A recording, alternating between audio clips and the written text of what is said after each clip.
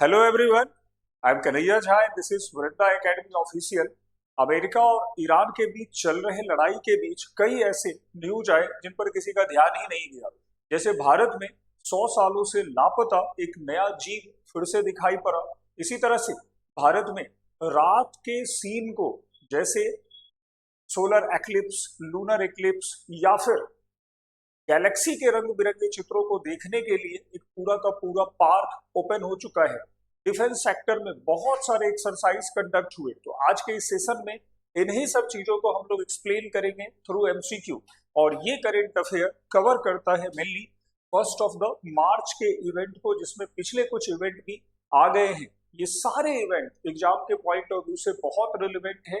Detail साथ में होगा, so never miss any topic. We shall explain all such things। चलते हैं सबसे पहले न्यूज की तरफ, और ये न्यूज आया है एक हेलीकॉप्टर से। ये हेलीकॉप्टर हमारे लिए बहुत खास है। खास इसलिए है कि देखो, जब अभी हमारा गलवान वैली में चीन के साथ कॉन्फ्लिक्ट हुआ या पाकिस्तान के साथ कॉन्फ्लिक्ट हुआ, हमारी निर्भरता विदेशों पर थी, हम राफेल पर डिपेंड थे। लेकिन अब हमारा इंडिजेनस हेलीकॉप्टर आ रहा है जो 5000 मीटर की ऊंचाई पर बहुत अच्छे से फंक्शन करेगा। और यहाँ पर ना केवल वो हमारे स्ट्रेंथ को बढ़ाएगा, बल्कि वो स्ट्राइक करने में भी कैपेबल होगा। तो ये जो पूरा हेलीकॉप्टर है, जिस पर खुद हमारी प्रेसिडेंट ने अभी एक छोटा सा सॉर्टी, मतलब एक छोटा डिस्टेंस तय किया है, उसको हम लोग पहले कवर करेंगे। तो आते हैं, समझते हैं पहले क्वेश्चन क्या है कि लाइट कॉम्बैक्ट हेलीकॉप्टर प्रचंड, इसका नाम भी बहुत खास है। ये प्रचंड है क्या? तो प्रचंड उस हेलीकॉप्टर का नाम है जो लाइट कॉम्बैट हेलीकॉप्टर है। कॉम्बैट हेलीकॉप्टर ऐसे हेलीकॉप्टर को कहते हैं जो युद्ध के मैदान में पार्टिसिपेट करते हैं, झपटते हैं दुश्मनों पर और कुल मिला के उन्हें डिस्ट्रॉय करते हैं।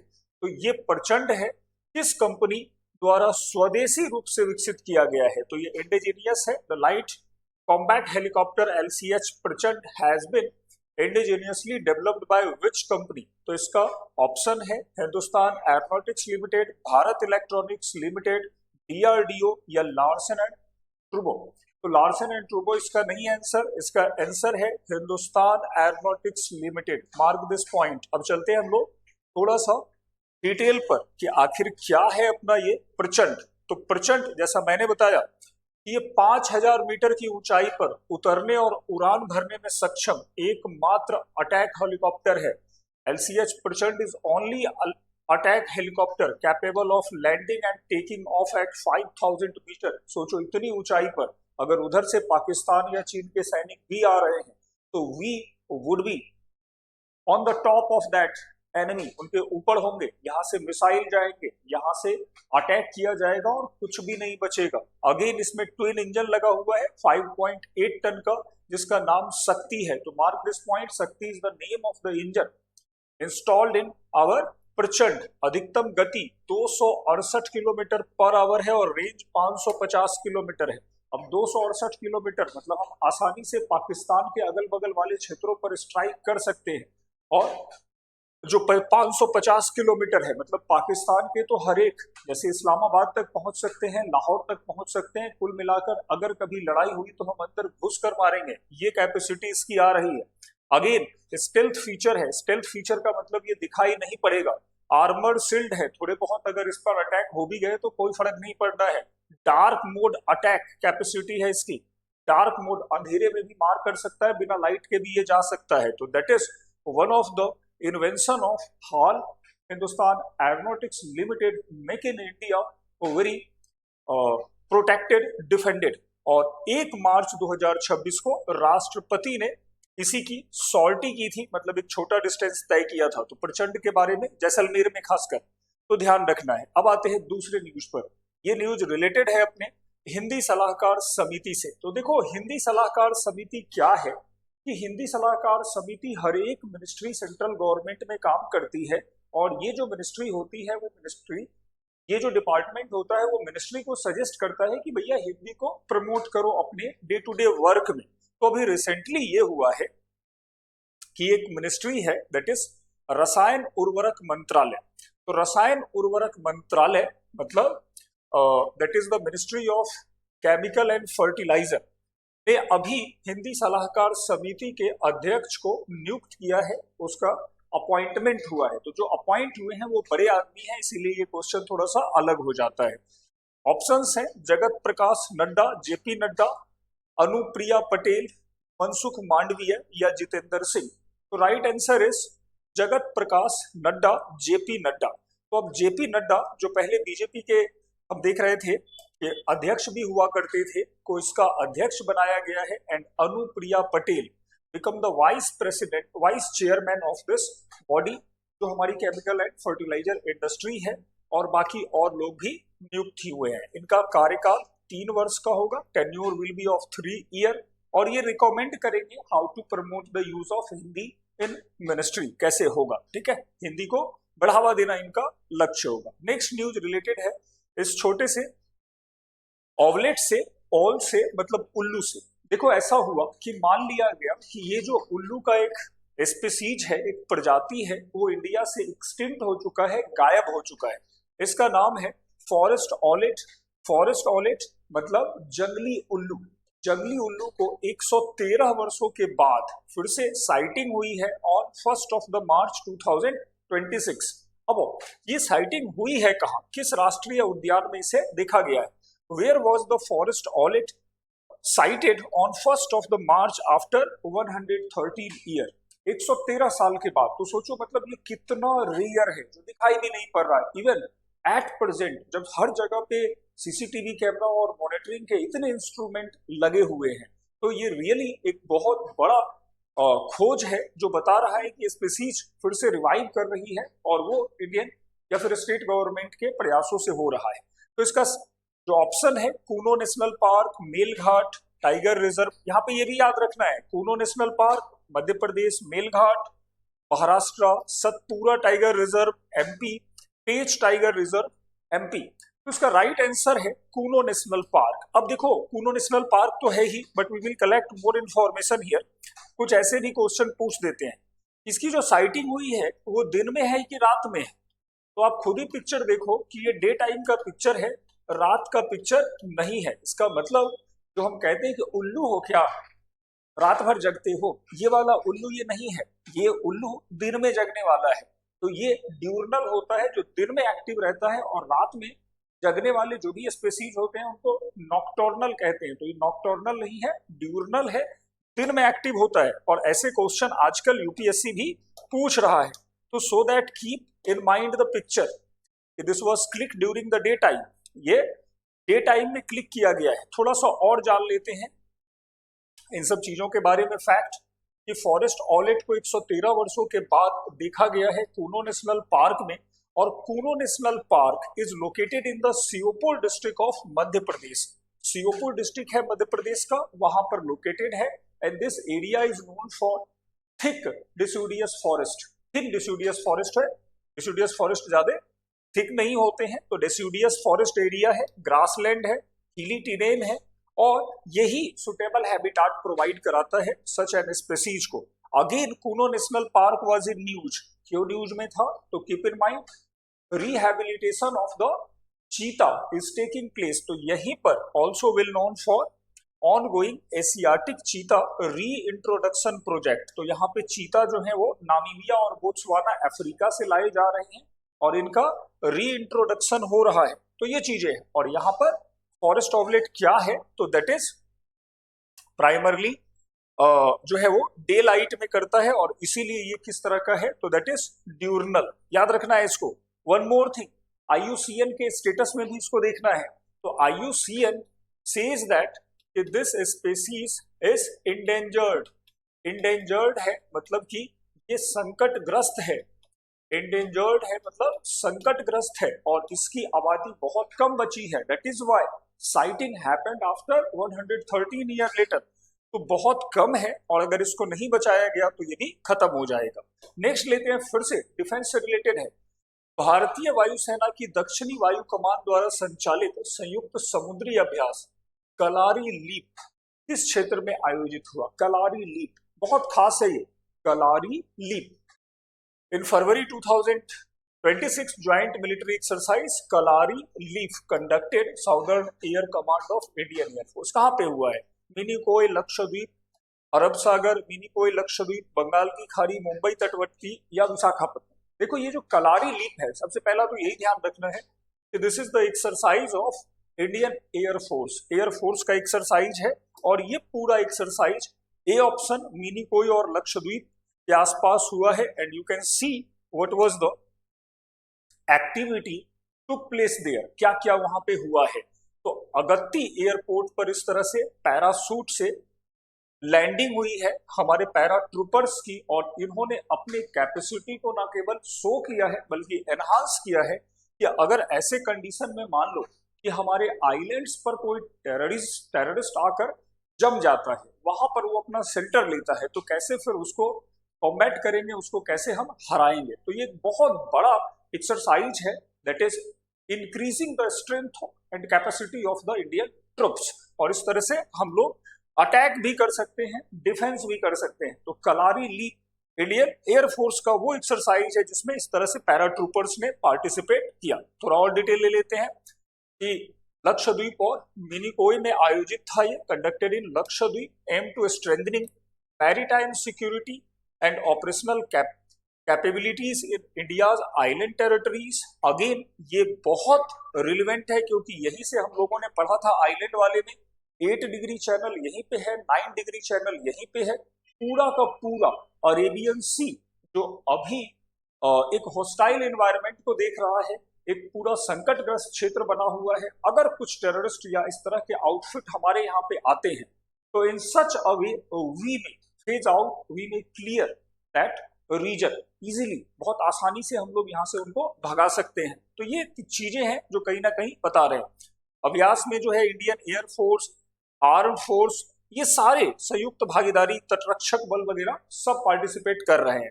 तो this was the Kalari leap. Again आते हैं, एक और एक्सरसाइज हुआ इसी बीच में फरवरी 2026 में, वायु शक्ति 2026 कहां पे हुआ है, where was the Indian air force Vayu Shakti 2026 exercise is conducted. तो ये जो एक्सरसाइज हुआ है, here the options are Pokhran, Sulur, Gwalior या जोधपुर। तो that is Pokhran firing range. और पोखरन फायरिंग रेंज में इस तरह से वायुसेना ने अपने स्ट्रेंथ को डिमॉन्स्ट्रेट किया है। आ जाओ भैया देख लो, इतने राफेल एक साथ जब घूमेंगे तो क्या होगा।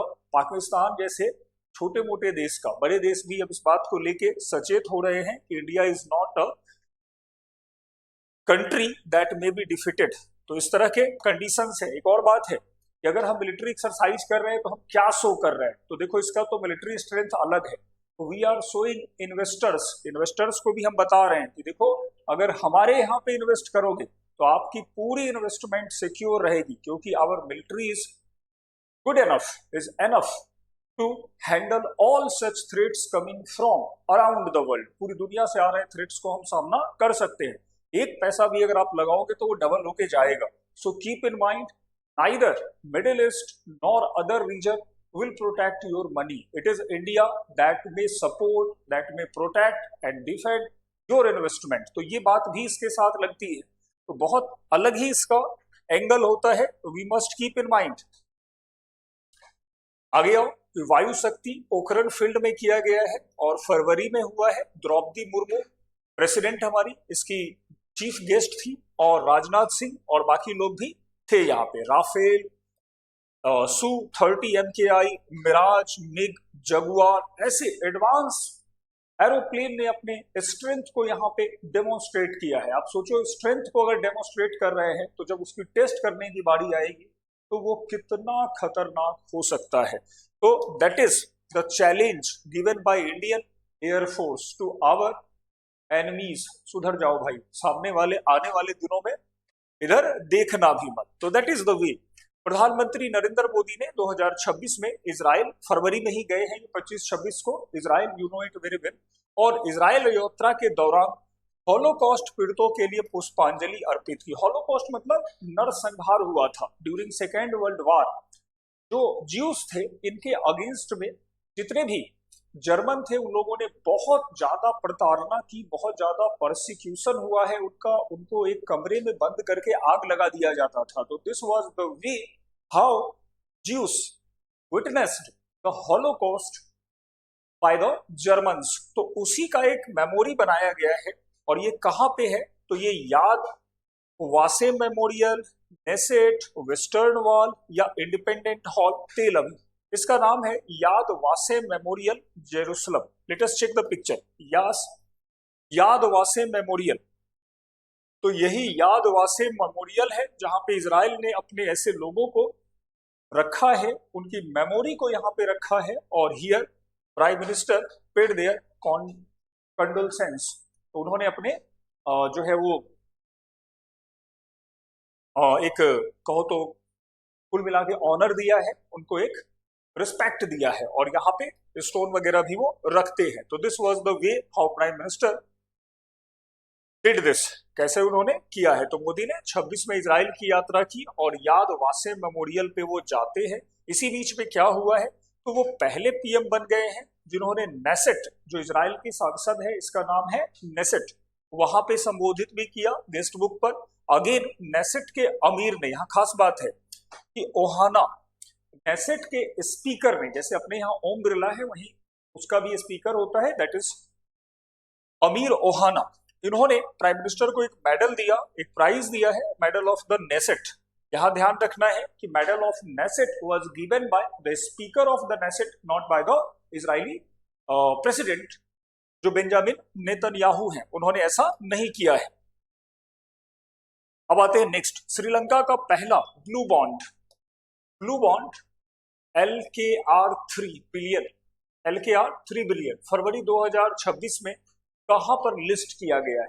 देखो ब्लू बॉन्ड क्या होते हैं? Blue bond are kind of the debenture, प्रतिभूति होती है। जब ये देती है सरकार, इश्यू करती है, उसका मतलब होता है कि अगर आप खरीदोगे तो वो पैसा किसी ऐसे चीज में जाएगा जहां पर एनवायरमेंट के प्रोटेक्शन के लिए काम किया जाएगा। तो Sri Lankan government has issued this to protect their coastal area. Coastal area में बहुत चीजों को संरक्षित देने के लिए ये किया है। अब इंडिया में ये लॉन्च हुआ है कहां पर? Gift city, Gandhinagar, Mumbai stock exchange, Colombo stock exchange या एनएससी। तो इंडिया में लॉन्च हुआ है तो कोलंबो तो नहीं है और एनएससी भी नहीं है, ये that is gift city Gandhinagar. तो गांधीनगर के गिफ्ट सिटी में ये उनका पूरा ब्लू बॉन्ड लॉन्च हुआ है। और इस ब्लू बॉन्ड का पर्पस ये है कि समुद्री और तटीय पारिस्थितिकी तंत्र के संरक्षण के लिए धन जुटाया जाए, raise fund for marine and coastal ecosystem conservation. और ये भारत में ट्रेड होने वाला पहला ब्लू बॉन्ड है। तो दैट इज द फर्स्ट, जो पहला है। तो ये बहुत बड़ा एक अपॉर्चुनिटी इंडिया ने इसको दिया है कि हमारे यहाँ जो भी इस तरह के लोग होंगे वो इसमें इन्वेस्ट कर सकते हैं। नेक्स्ट करेंट इज सर्वम एआई। सर्वम एआई ने फरवरी 2026 में एसबीआई लाइफ इंश्योरेंस के साथ किस क्षेत्र में साझेदारी की है? इन फरवरी 2026 सर्वम AI with SBI insurance in which domain? किस क्षेत्र में किया है? That is AI powered customer service and vernacular language support, investment portfolio management, claims processing और एक्वेरियल रिस्क मॉडलिंग। ये तो इसका आंसर है यहां पर ये एआई पावर्ड कस्टमर सर्विस। तो कस्टमर सर्विस में एआई कैसे यूज होगा? तो एसबीआई है साइंड अग्रीमेंट विथ सर्वम एआई इसके साथ। और हिंदी को ज्यादा, ये हिंदी और रीजनल लैंग्वेज को ज्यादा प्रमोट करेंगे। तो इनका पर्पस यही है, समर्थन देना है, हिंदी तमिल तेलुगु भाषा में कैसे जाएंगे, और एसबीआई लाइफ को ग्राहकों के लिए तेज बनाना है, व्यक्तिगत सेवाएं प्रदान करना है। तो जो भी इस तरह की चीजें होंगी वो एसबीआई अब प्रोवाइड करा देगा। एक और आते हैं, बड़ा अच्छा सा न्यूज है, दैट इज डीआरडीओ ने 2026 में VSHORADS very short range air defence system का परीक्षण किया है। कहाँ किया है? तो देखो very short range air defence system वो होता है जो मैन्यूवरेबल होता है, मतलब कंधे पे उठा के इधर से उधर ले जा सकते हैं, लाइट वेट होता है और किसी भी क्रिटिकल कंडीशन में इसको यूज किया जा सकता है। विदर पाकिस्तान, विदर चाइना, इस सब के साथ इनको हम लोग यूज कर सकते हैं। तो अभी इसका इंटीग्रेटेड टेस्ट रेंज पोखरन, इंतरिम या एरोनॉटिक्स टेस्ट रेंज, तो इसको अभी चांदीपुर ओडिशा में ही टेस्ट किया गया है। चांदीपुर ओडिशा, जिसका नाम चांदीपुर डीआरडीओ ने ओडिशा में चांदीपुर का ही नाम बदल के कर दिया गया है एपीजे कलाम आइलैंड। और ये मैन पोर्टेबल है, कंधे से दागी जाने वाली है, जो कम ऊंचाई पर उड़ रहे हेलीकॉप्टर और यूएवी को निशाना बना सकते हैं। और ये अपने प्रिसीजन के लिए, अटैक के लिए जानी जा रही है। ठीक है, और ये नौसेना, वायुसेना सबके लिए उपलब्ध होगी। और ये स्वदेशी है, मतलब इंडिजीनियस है, तो बहुत फायदा इससे मिलने वाला है। अब और नेक्स्ट लेते हैं, एक और इंटरेस्टिंग है। तमिलनाडु का पहला डार्क स्काई पार्क किस स्थान पर उद्घाटित किया गया? डार्क स्काई पार्क क्या होता है भाई? चलते हैं पहले इसको देख ही लेते हैं, there after we would solve this, we will solve this. ये है dark sky park. Dark sky park ऐसा पार्क होता है जहां पर टेलीस्कोप लगे होते हैं और नाइट के सीन्स को विजुअलाइज करते हैं ऑडियंस। मतलब रात में तारे कैसे घूम रहे हैं, कौन सा जो है गैलेक्सी है, कौन सा स्टार है, या अदर फेनोमेना हो रहे हैं, लाइक मीटियोरॉइड्स यहाँ पे आइडेंटिफाई होंगे, एस्टेरॉइड बताए जाएंगे। तो ये पूरी चीजें विजुअलाइज हो सकती हैं with help of modern instrument. और ये ऐसा पहला नहीं है, इसके पहले भी भारत में बन चुका है डार्क स्काई पार्क। तो तमिलनाडु में जो ये डार्क स्काई पार्क बना है, दैट इज इन अरियूर सोला रिजर्व फॉरेस्ट एरिया, कोली हिल, नमक्कल डिस्ट्रिक्ट। तो तमिलनाडु के नमक्कल डिस्ट्रिक्ट में जो कोला फॉरेस्ट एरिया है, कोला हिल्स पर जो सोला फॉरेस्ट एरिया है, कोला पर सोला फॉरेस्ट एरिया है, वहीं पर नाइट स्काई जो है पार्क स्थापित हुआ है, डार्क स्काई पार्क हुआ है। अब आते हैं थोड़ा और कुछ जान लेते हैं इसके बारे में कि देखो ये जो डार्क है ये पहला नहीं है, बल्कि हमारा जो पहला डार्क स्काई पार्क बना था, it was in Pench tiger reserve MP में। सबसे पहला एमपी में ही बना था।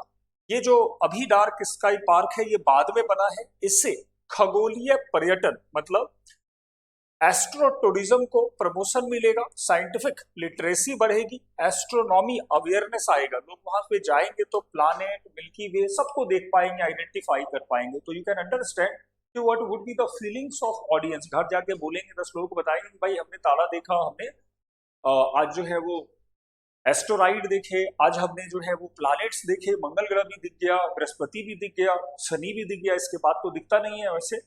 तो सारी चीजें देख के जाएंगे और कुल मिला के लोग एक दूसरे के साथ मिलकर इन चीजों को बढ़ावा देंगे। तो this was the news of the 1st of March। I am hoping you have enjoyed this on Vrinda academy. Vrinda academy पर अलग अलग कोर्सेज चल रहे हैं, UPSC, SSC, even state PCS, सबके कोर्सेज अवेलेबल हैं अफोर्डेबल प्राइस पे। अगर आपको डिटेल में कुछ जानना है अबाउट द कोर्सेज तो you can contact on the given number 7903309455 9310500311। Affordable price है, ऑनलाइन ऑफलाइन दोनों मीडियम पे है। और पूरे कोर्स में आपको ये एश्योरिटी मिलेगी कि question will must come from your class notes और discussion depending upon your concentration, your preparation. अगर आपने अच्छे से प्रिपरेशन किया तो definitely you will get your desired job. तो इस तरह के हम लोग प्रिसीजन के साथ आपके साथ वर्क करेंगे और तब जाके सक्सेस अचीव होगा। तो wishing you very happy Holi, और सब लोग होली मनाओ। And next day we would have discussion on the very new topic. All the best all of you.